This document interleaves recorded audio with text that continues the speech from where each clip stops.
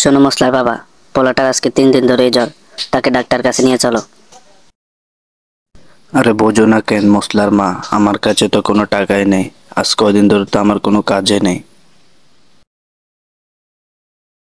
তা কিন্তু আমি জানি না মশলার বাপ। তুমি যেভাবে হোক ছেলেকে ডাক্তার কাছে নিয়ে চলো। আচ্ছা, দেখতাছি আমি।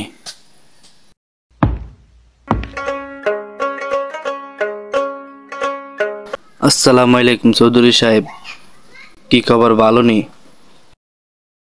ওয়ালাইকুম সালাম। হ্যাঁ আমি ভালো, কিন্তু আমার বাড়িতে কেন আসলি এটা বল। আপনার বাড়িতে আসলাম, যদি আমাকে একটা কাজ দেন তাহলে হুজুর আমার অনেক ভালো হয়। কি, তোর মতন গরিবকে আমি আমার এখানে চার কি দিব? সর এখান থেকে, গরিব কোথাকার।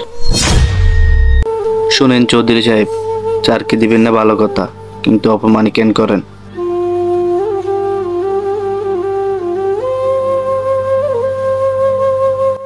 শাল আর কই থেকে যে আসে এরা।